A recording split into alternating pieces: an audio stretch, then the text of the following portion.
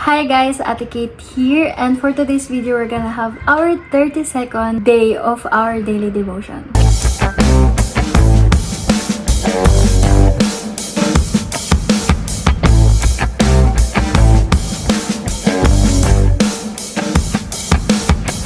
So yeah, we have decided to continue this devotion every day. I pray na makatulong ito sa inyo ng sobra-sobra sa araw-araw nyo.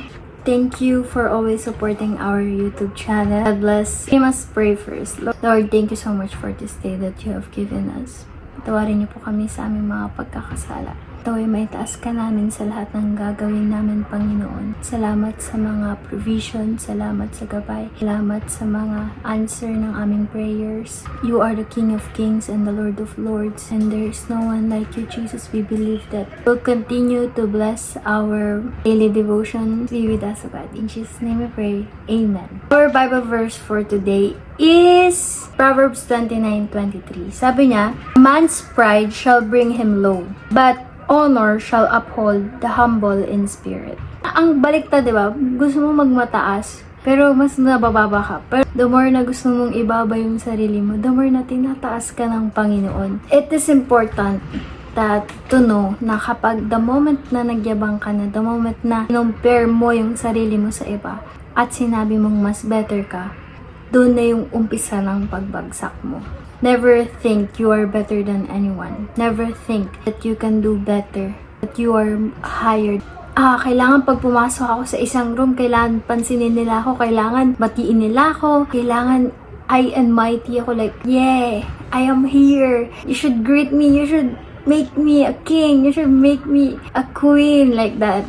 Pero, the more na you desire those things, the more na nakakahiya yung mga mangyayari sa'yo. Kaya dapat talaga ibaba mo yung sarili mo, kasi kung nagmamataas ka, lag bababa ka ng Panginoon. Na-experience ko na din yun na parang gusto ko, kailangan nila makita na ganito ako. Pero nung nag-effort ako, ginawa ko yung best ko para mapansin nila, gano'n. Parang the more na napansin nila ako na nakakaya, gano'n. So, simula nun, ayoko na talagang maging magkaroon ng ganong mindset. When you come into the room, think as a servant that, I am here to serve. I am here to greet everyone. If no one will greet me, I don't need to be stressed out. I need to greet everyone. Like, hi, hello, dyan pala kayo. I'm so blessed to have you guys. Thank you so much for coming. Thank you kasi nandito. Ikaw yung magparamdam na espesyal yung ibang tao. Ikaw yung magparamdam na worthy sila, na mas mataas sila kaysa sa'yo. Ibababa mo talaga yung sarili mo kasi mismong si Jesus Christ nagpakababa.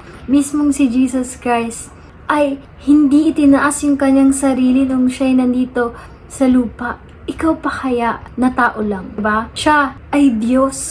Kung tutuusin, doon na lang siya mag-chill na lang si Lord. Wala na siyang paki sa atin. Bayaan niya na lang si Taning na atakihin tayo. Pero siya, anong ginawa niya? Binaba niya yung sarili niya para sa atin. But honor shall uphold the humble in spirit. Napapansin niyo ba to? Yung the more na humble yung tao, the more na madali lang silang i-lift up. The more na sobrang humble na itong tao na to, the more na mas nagugustuhan mo siya. Kapag mayabang, parang kahit maganda yung ginawa niya, ang galing niya, parang ayaw mo purihin. Kasi parang, yun na naman, sobrang magyaya paglalaban to pag pinuri ko. So, nakakainis pag pinuri ko. Ganun bang mindset na, totoo kasi talaga na ayaw ni Lord ng taong mayabang. For example, si King Nebuchadnezzar. Siya ay hari na nagkaroon ng panaginip kung saan hindi niya makita kung sino yung magpapaliwanag nito, naguguluhan na siya. Ngunit, yun nga, natagpuan niya si Daniel, at si Daniel ay nag-interpret ng dream na yun. Nung na-interpret yung dream na yun, sinabi ni Daniel na, naway mahal na hari, naway hindi to mangyari sa'yo, naway mangyari to sa mga kaaway mo, dahil sobrang taas mo, at inari mong ikaw na yung parang Diyos. Ikaw ay magiging tulad ng mga hayop, nakakain ng mga damo, magiging isip animal na siya, alam mo yon. So, anong ginawa ni Daniel? Sabi niya, mahal na hari, I want to counsel you. I want you to do this. I want you to humble yourself before God and don't do these things, ganyan-ganyan. Pero ano nangyari kay Nebuchadnezzar? He still remain prideful man. And then isang araw, inisip niya sa sarili niya na, wow, ang galing ko. Sobrang galing ko. Parang ganon. Hindi, not exact words, but parang ganon yung sinabi niya. Then, boom, isang iglap. Naging para siyang aso. Naging para siyang mga hayop. Grabe talaga. Kasi, bakit ka magmamayabang? Wala kang may pagmamayabang. And kaya dapat, when you come into the room, wherever you go, don't be rude. Don't be prideful. Magpaturo ka at isipin mo lagi na may mas mataas sa'yo. At laging ang Diyos ay nakatingin sa'yo na huwag ka dapat maging mayabang. This is so good word for all of us. Always think that you are here to serve, not to be served. Mahirap, no?